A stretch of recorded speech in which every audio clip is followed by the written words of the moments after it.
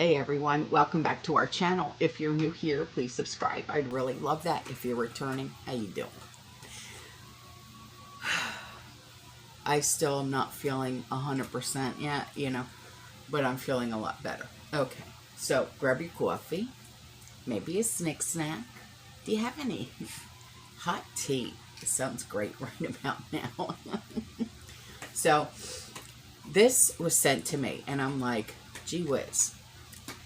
How appropriate for FEMA to be putting this out right after the stuff that was put out in New York, right? With the nuclear, the PSA and now the bug out bag thing that they want everybody to start doing. And now FEMA's putting this out, right? FEMA's warning about a power grid that could take up to 10 years to repair after a major solar storm. Well, yeah, EMP. It's one of the hardest. Did you ever read the book 1 Second After? If you haven't, I highly suggest you read it. It's literally a great book. And there's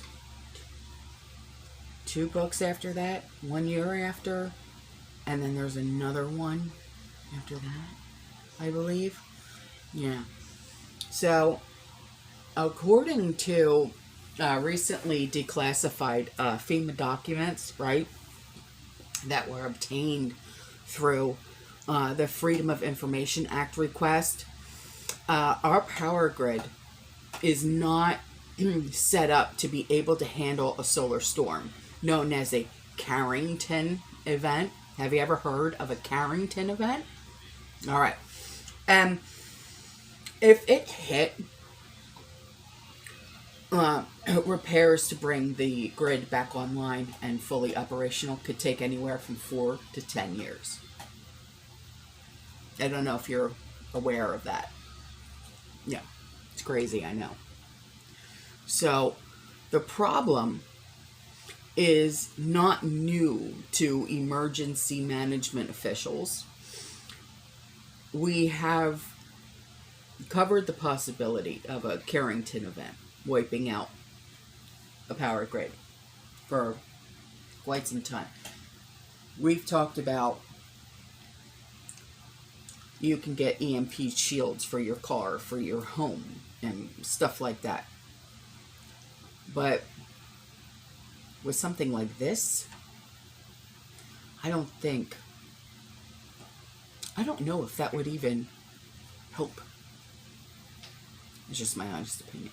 So, our nation's power grid is a hodgepodge, if you will, of antiquated equipment and technology, with a large portion of our grid still relying on the 1960s and 1970s technology, with administration after administration failing to do anything to secure our country's power systems. Our electrical infrastructure has become a patchwork of interconnected power generation plants, transmission facilities, distribution facilities, and over 400,000 miles of electric transmission lines, some of which date back to the 1880s. Yeah. This is not a joke. So, the U.S. Department of Energy says that 70% of the U.S. transmission lines are more than 30 years old. And the average age of large power transformers, which handle 90% of the U.S. electricity flow, is more than 45 years old.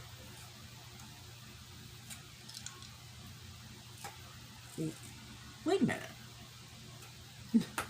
So as a result, outages between 2015 and 2020, which averaged 9,656 annually, more than double the average of 4,609 during the previous 6-year period. Yeah.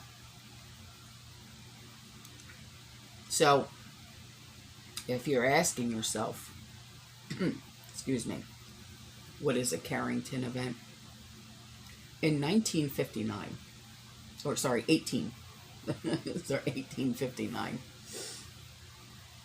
just as the world started to depend on electricity, we were hit by a massive coronal mass ejection, or a CME, okay, solar flare. And the event came to be known as a Carrington event. And it gave us a look at what could happen if we were hit by one of these massive solar flares today. You want to talk about total, nobody would know what the hell to do with themselves. Yeah. And the CME that hit back in 1859, it was so powerful that it could be seen with the naked eye. Imagine seeing that. Imagine. And it caused widespread damage to telegraph systems throughout the world. And the government publicly says that they are ready. The fact is that their own documents say otherwise. They're not ready. They wouldn't even know what the hell to do with themselves. They're such bullshiters, it's disgusting. So, if a Carrington-size event were to hit Earth today, right now, the consequences, like I said, would be devastating. Nobody would know what to do with themselves. They wouldn't even know what hit. NASA scientists say that a direct hit, okay, from one of these CME events would have catastrophic impact on our critical infrastructure, costing upwards of $2 trillion in damage during the first year alone. Imagine that. And according to their best estimate, it would take at least 4 years to recover, with urban areas being hit especially hard. And according to the recently declassified FEMA documents, everything we have been warning has been confirmed. So you can now straighten your tinfoil hats, guys. Okay? We're no longer the crazy ones. We're no longer the conspiracy theorists. You know what I mean?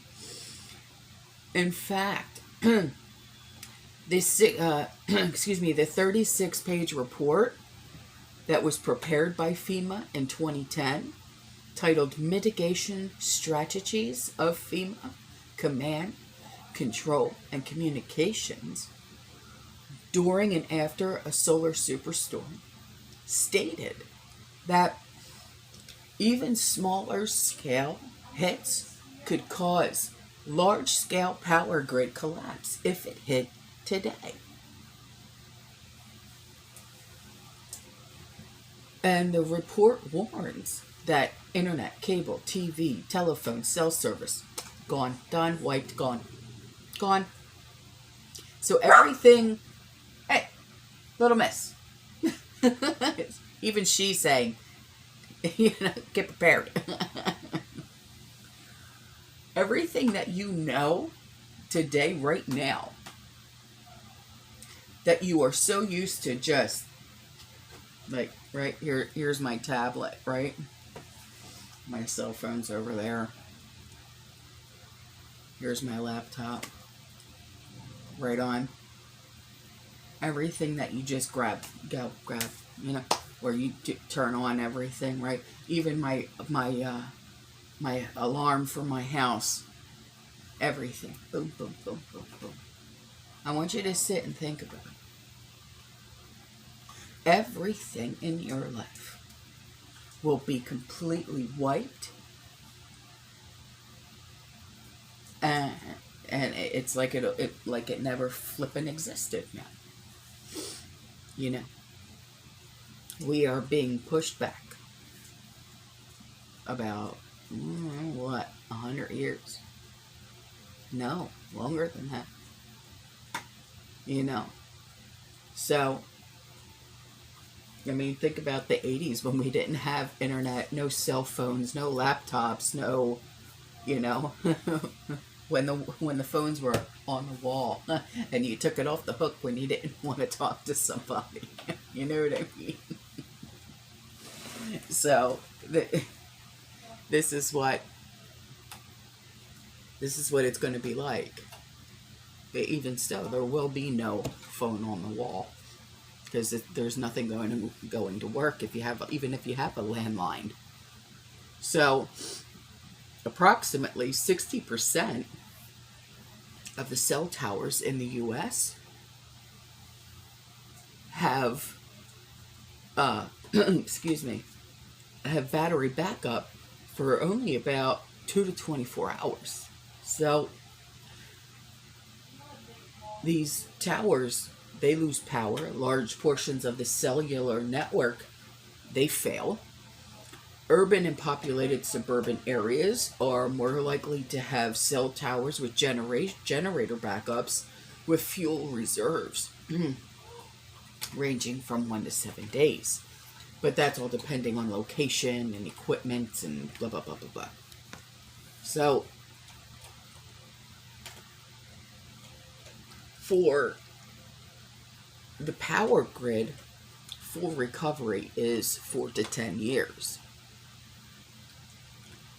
Now, power grids around the world rely on extra high voltage, or EHV, custom-built transformers for power transmission. In an extreme geomagnetic storm, the 2010 NERC report estimates that 350 EHV transformers in the U.S.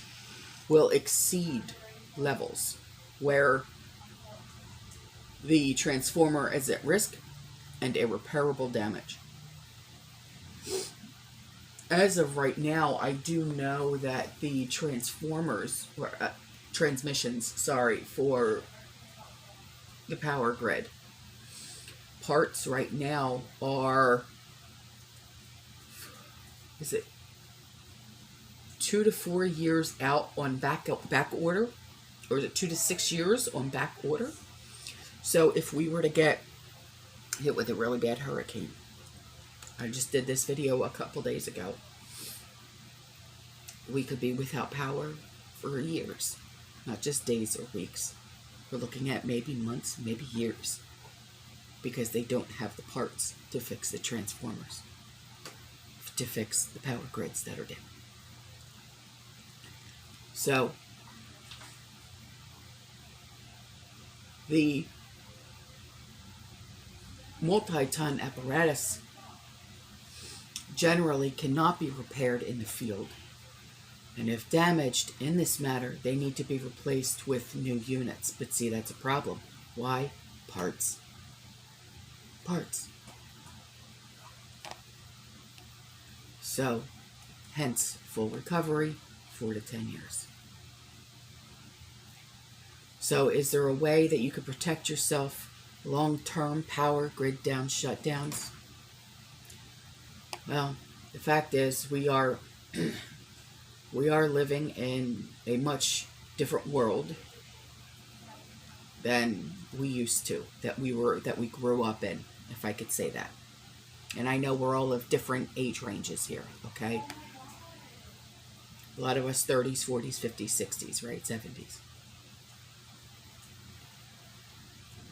But based on the current supply chain issues, 4 to 10 years just might be a pipe dream.